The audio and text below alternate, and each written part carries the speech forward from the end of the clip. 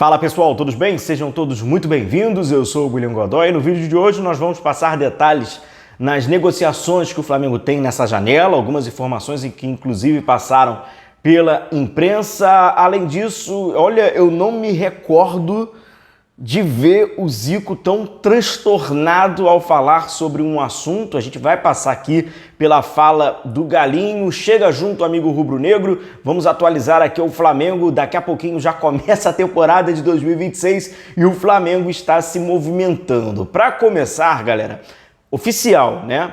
O Carlinhos retornou para o Flamengo, mas ele bateu e saiu. Ele vai agora para o Remo.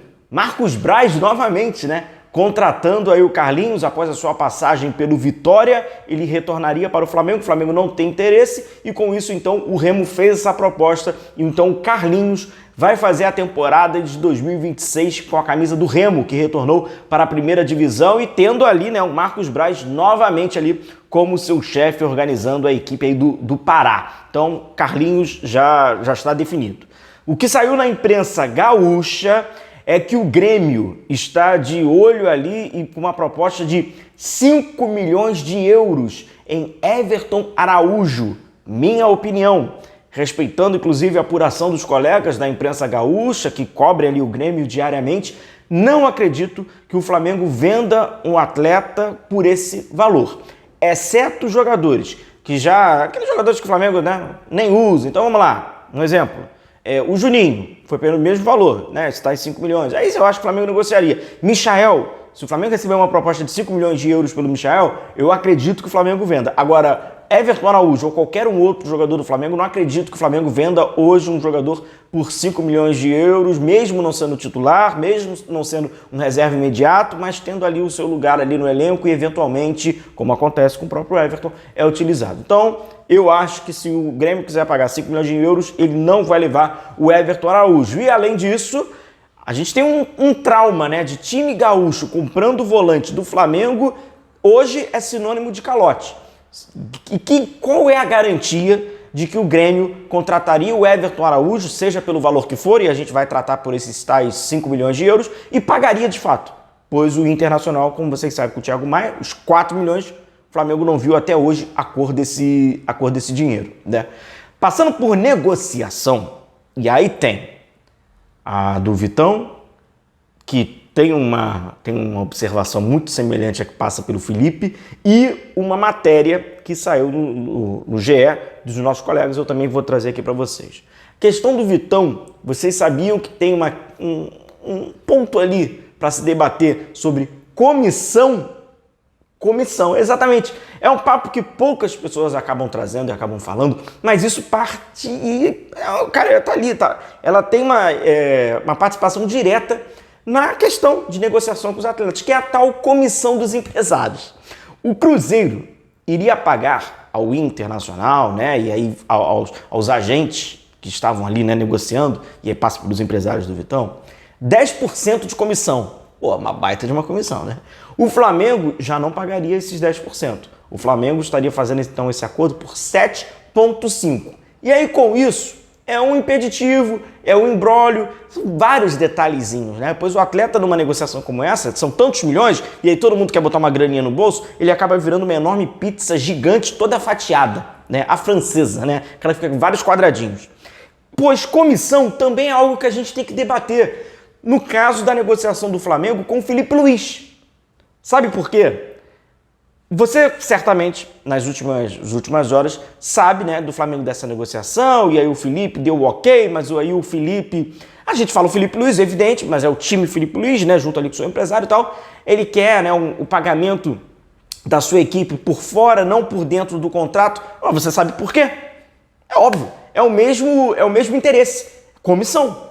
Pensa bem, se o Flamengo faz um contrato com o Felipe Luiz por tal valor, e esse valor ele ainda vai ser diluído para os integrantes que não têm o contrato do seu mesmo empresário, do Jorge Mendes, o Jorge Mendes não ganha comissão sobre a equipe profissional do Felipe Luiz. O Jorge Mendes ganha só comissão sobre o valor do Felipe Luiz. Então, o que eles querem?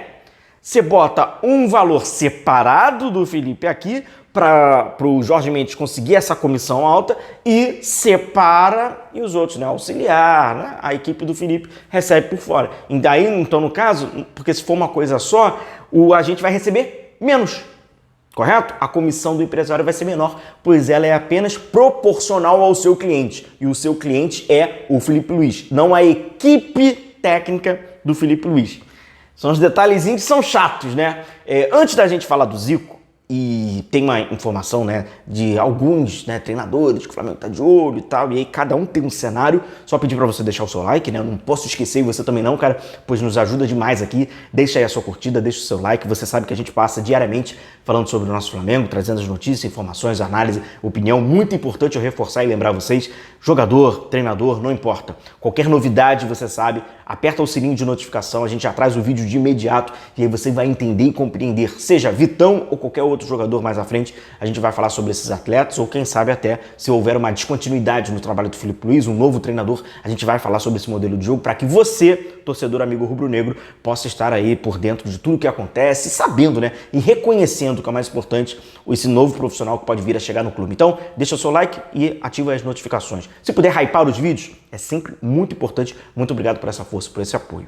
E aí, rapaziada, é o seguinte, os amigos lá do GE, eles vieram com a informação, vamos até trazer aqui, ó, vamos botar aqui a notícia do pessoal lá do GE. O Flamengo não desiste, né, do Felipe Luiz, muito pelo contrário, o Flamengo tem o Felipe Luiz como a sua preferência, não tem nada de... Peraí, vamos voltar bem rápido. Lembra daquele negócio? Felipe Luiz joga a toalha e fala para Boto procurar o treinador. Você lembra desse papinho? Coincidência que esse papinho veio logo após um tropeço do Flamengo, né? Como é que pode, né? Enfim, só um alerta para lembrar. O Flamengo não desiste do Felipe Luiz, mas tem outras 3 opções na mesa. E aí, né, o clube entra nos últimos dias de contrato com o treinador e se ver pressionado. Alternativas no mercado têm poréns envolvidos. E quais seriam essas alternativas? Vamos lá, para começar. Como eu até trouxe no vídeo de ontem, né, eu falei, Arthur Jorge é uma dessas alternativas. E o Arthur Jorge, ele tem um contrato. Então o Flamengo sabe que para tirar o Arthur Jorge, embora tenha, né, já uma notícia de que teria um suposto acordo verbal com o treinador português, ex-Botafogo, o Flamengo tem que pagar uma multa ao clube dele atual para que ele pudesse vir para o Flamengo. Então ali tem um investimento. Um desses nomes, segundo a matéria, é o Arthur Jorge. O outro também é um treinador português, também treinou o time brasileiro e foi no ano passado. Nesse ano, na temporada passada, deixa eu me corrigir, já estou com a cabeça em 2026. Leonardo Jardim, treinador do Cruzeiro, está também presente, né, entre essas alternativas, segundo a apuração dos jornalistas que fizeram essa matéria. Agora, o Leonardo Jardim, ele sai do Cruzeiro dizendo que o cara iria meio que se aposentar, não sei se iria tirar um ano sabático, ele usou o termo se aposentar. Eu tenho na minha memória, e certamente você também tem, um outro treinador, também português, vale ressaltar, que quis meter o pé de um time, usou até a sogra para sair, e um tempo depois ele foi para o Flamengo. Vocês lembram? Tal do Vitor Pereira? A passagem do Vitor Pereira pelo Flamengo, ela fala muito mais sobre a sogra do que sobre o trabalho dele dentro de campo, não foi? Então, assim, o que esses caras falam, o valor do que eles falam, vai até a proposta dos milhões na mesa, meu irmão. Então, assim, o Leonardo Jardim falou que iria se aposentar. E aí, bom, enfim, a gente não sabe de fato, mas o Leonardo Jardim, até então, seria uma dessas alternativas. E a outra alternativa não é um treinador português, ele é brasileiro, né, de nascença, mas acabou ali pegando a nacionalidade como atleta, que é o Thiago Motta.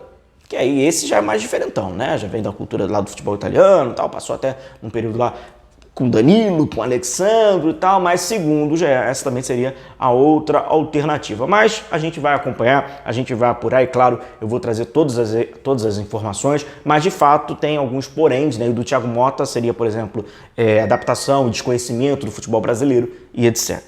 Galera, ontem teve o jogo, né, das estrelas, aquele jogo que é promovido pelo Zico, um jogo beneficente, não é isso? E após a partida, o Zico acabou sendo perguntado sobre aquele caso, né, da jornalista da Globo, né, /Sport TV, que havia falado, né, sobre aquela água barrenta que saiu pro futebol feminino e aí envolveu uma enorme polêmica na época, e agora recentemente o BAP, na reunião do conselho, acabou falando e tal, e aí o Zico, cara, falou sobre isso.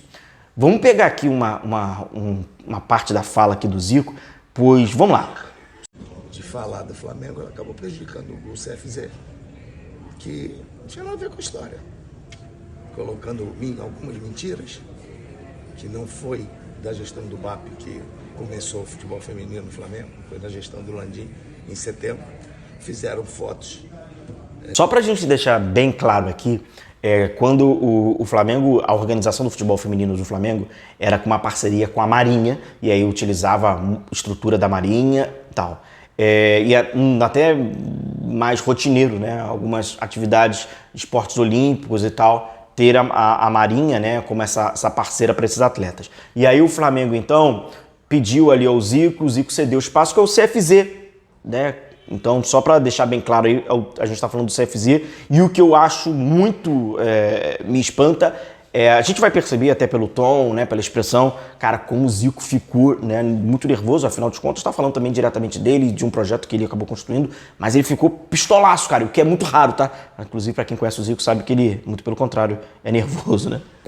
E gravações montadas, e não sei quem fez isso. Como o clube é um clube aberto, eu não posso tomar decisões mais fortes, senão tomaria.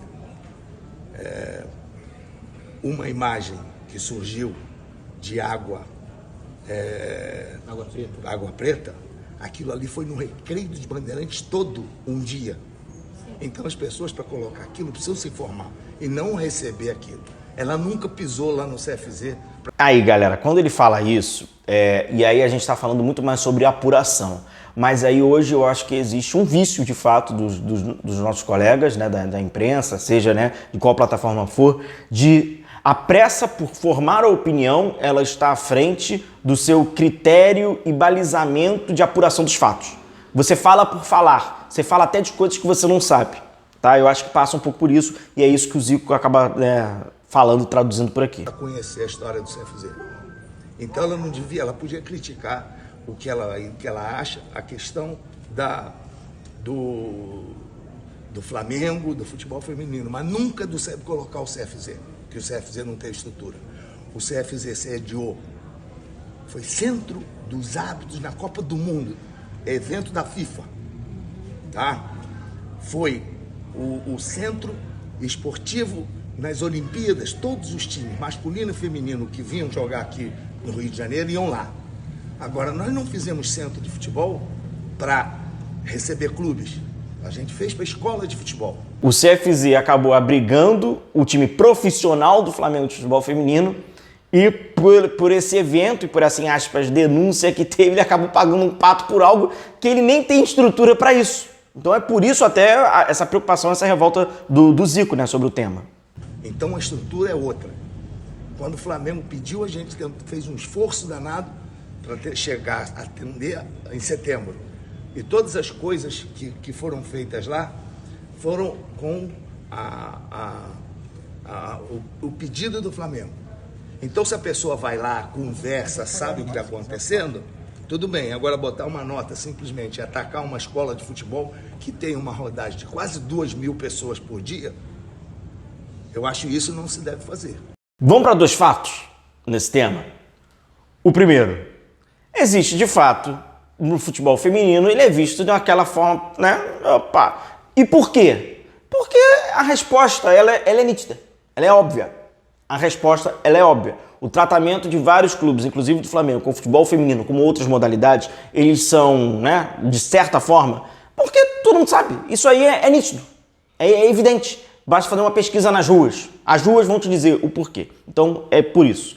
E um outro, é o problema de apuração de fato, né, do jornalismo, de querer entender. A gente normalmente primeiro quer formar a opinião para depois entender e aí já foi. Porque a pressa para formar, a pressa para ganhar o clique, a pressa para ser o primeiro a noticiar algo, até que seja falso, ela é maior e motiva mais do que o cara fazer uma apuração. Isso vale para tudo, tá? É mercado da bola, isso vale para qualquer coisa, dá informação. Primeiro quer formar a própria opinião, é muita vaidade para formar opinião e ser o primeiro. Isso passa também por esse caso. Vou encerrando o vídeo por aqui. Amanhã então a gente vai trazendo novas atualizações. Chega junto, amigo rubro-negro, deixa aí o seu like. Até o nosso próximo vídeo e forte abraço. Valeu!